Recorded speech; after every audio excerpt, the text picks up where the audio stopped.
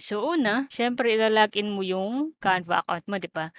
And then dito ka na sa homepage ng Canva account mo. Punta ka lang dito sa profile mo or dito sa settings, account settings, okey?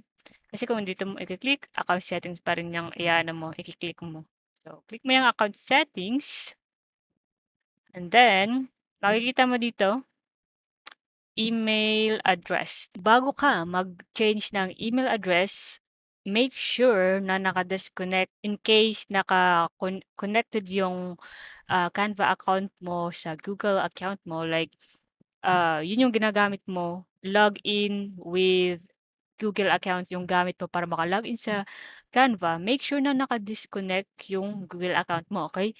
At dito mo lang din makikita i-scroll down mo lang 'yan, scroll down tapos makikita mo yung connected social accounts. Basically dito 'yan, sa after ng language makikita mo 'yan dito, banda.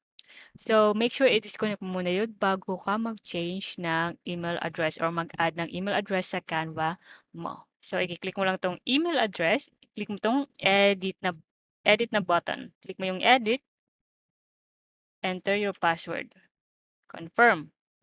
'Yan, so diyan mo na puwedeng ma-edit yung iyong email address. And then magse-send ang Canva ng email sa'yo, sa email mo para, i-confirm yung changes ng account mo. So gano'n lang kadali mag-change ng email address sa Canva account.